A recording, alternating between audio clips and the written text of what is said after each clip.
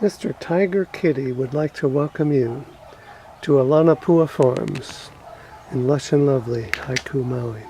What do you have to say, Mr. Tiger Kitty, by way of welcoming these people? He's not talking. He's inscrutable. Sorry, I was shaking the camera because I was trying to get a rise out of him. Okay, there's a koa tree right there.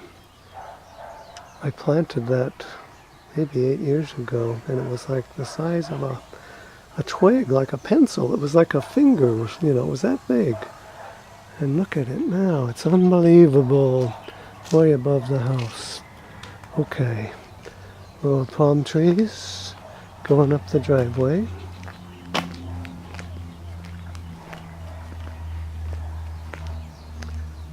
Orange tree coming up. First a lemon, but then an orange tree loaded with navel oranges and some spidey webs and orange blossoms. Look at the orange blossoms, man, they're looking good. There's lots of them. You can make, this is called neroli, and you can make perfume out of this stuff. And we have a distiller, and so we can distill this stuff. In fact, I'm going to do a load of this very soon. Probably this week. Boy, is that delightful. Okay. There's another big orange tree, avocado tree. And here is the real deal. This is Pua Keni Keni. That means the 10-cent flower. There's some more. Right up there. When they turn a little orange, they start to get more fragrant. For example, the one on the left will be more fragrant than the one on the right. But the one on the right will get there. These are great flowers. They smell like jasmine. Oh man. It's just, well, you can't see me, but I want to tell you, it is delightful. Okay. Avocado tree. Navel orange tree with blossoms. Tangelo tree with just a handful of fruit on it. Well, actually, it's pretty loaded up there, isn't it? Those are great fruits. Tangelo, way better than orange in my opinion in terms of a straight juice. Yummy. Yet another orange tree. This one not navel, this is Valencia. Comes in a little later. We have a lot of fruit on this one, whereas most of the trees don't have so much fruit at this point. This guy's pretty loaded, not too bad. A few spider webs too, but I'll just stay away from those for now. Like the star of the Christmas tree, 3 oranges at the top. Amazing. Here is your Hawaiian noni fruit, medicinal in nature. There's a guy over in Kauai that makes this into fruit leather and sells a ton of it in lotions and in fruit leather. And the lotions are like brown, water-based, and they are just sort of glummy, but I guess they're good for you. Okay, hibiscus right next to us. Some panax that have been compromised by a major windstorm. So gotta work these out, gotta cut them, take them out, maybe plant them somewhere else. Our healthiest and biggest, most substantial citrus tree right here puts out a hybrid orange grapefruit, makes tons of juice. It's a little tart, but we sell some to Mana Food, believe it or not. Yes, we do. Nice, big tree, probably 20 feet high. Need to prune it. Here we are looking at some lavender, which is backed up by some vetiver grass. Vetiver is a perfume ingredient as well as lavender. Behind, big avocado tree, full of avocado flowers. They just look kind of light green, not special in the flower department, but they make great avocados. Oh, look at the delicate flowers on this one. It's kind of a scrawny tree, but it's got little flowers and it's got limes, and it's still pretty young. I think it's going to be successful. I think it's coming on. Okay, we call this gal Miss Leggy. because we haven't pruned her enough. And she's all over the place. This gardenia is like the size of a Volkswagen Beetle, I think. It is March 14th. And we got quite a few flowers on here already.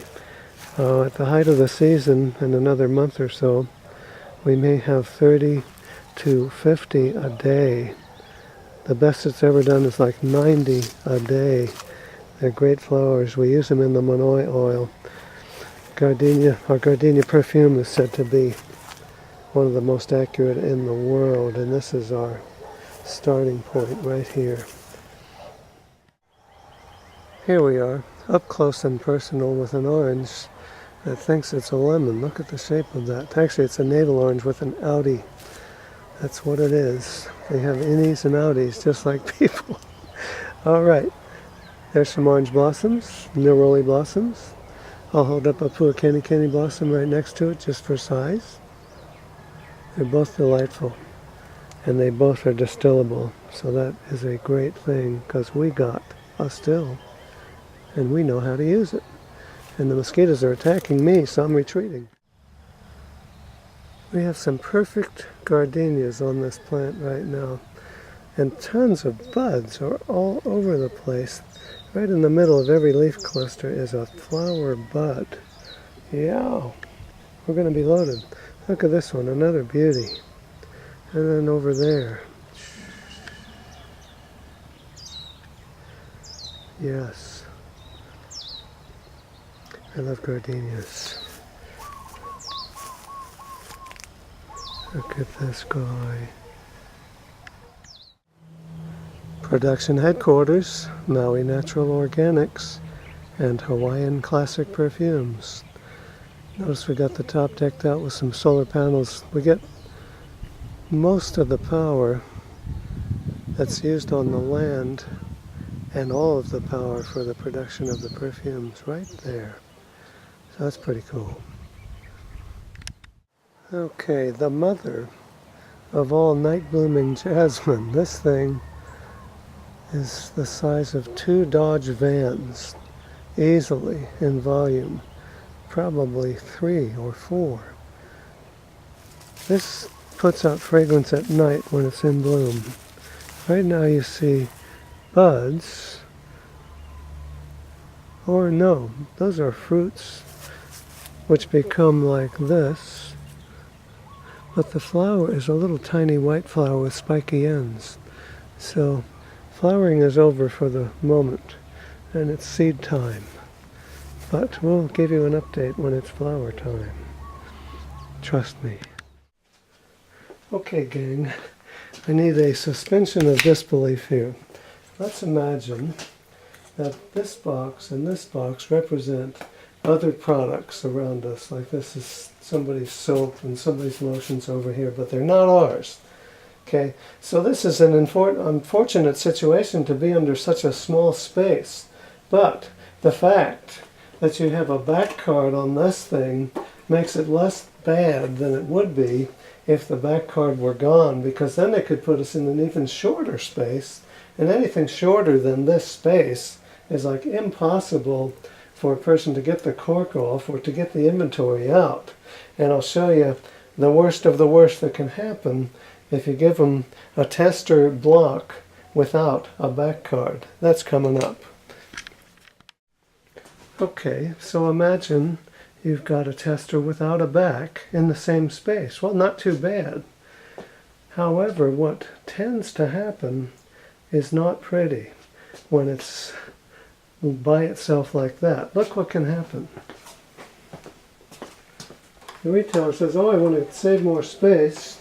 So they put the inventory behind the tester, okay? And now they move in the lotions on either side, or the soaps, or somebody else's products gets moved in. Now it's not going to get literally squeezed like that, but they probably won't have so much space. And the retailer thinks they did something smart because they save space. But look, the inventory is totally obscured. Usually it will be a glass shelf, so it won't be so dark back there, but the inventory is basically obscured, and somebody has to fiddle with the tester if they want to buy some product. Also, it's a really tight spot in here, but it can get worse because they could put us under a lower shelf now because look, they don't think they need to put us in such a big space. Look what's going to happen next that's even worse. Okay, now the shelf is shorter. The merchant says, oh, there's plenty of room. Somebody can get that cork out. That's no problem. See, they can get it out. But look, the merchandise is really buried. Now, just as in the last case, if somebody wants to buy some perfume, they have to take this out and get one of these and put this back in. Hopefully don't drop something. But people hesitate to mess with stuff like that because it's, you know, sort of imposing in some way. They'd rather just take the cork off, but now, you know, now they have to take it out. Whereas before, when we had the back card, it was a requirement that there's perfume at least on one side and hopefully both sides of the tester so people can actually reach it. Okay. What else is wrong with this picture? Well, it's a white cream color tester, which indicates that the store owner probably only bought 1/8 ounce perfumes because that's what they come in. But we'd rather have a blue tester in every case because then people will want the blue bottle and that's where the 1/4 ounces are. You'd rather sell something for 23 for a blue one instead of 15 for a cream color. They take up the same amount of space in your car. They're just as heavy to lift except for 1/8 of an ounce difference and you can't even tell. I mean, it's just a no-brainer. Use the same real estate, not for 15, but for 23. Okay, it's the 5-Minute University School of Marketing. Sell the expensive stuff. All right. There you have it. I hope it wasn't too awful.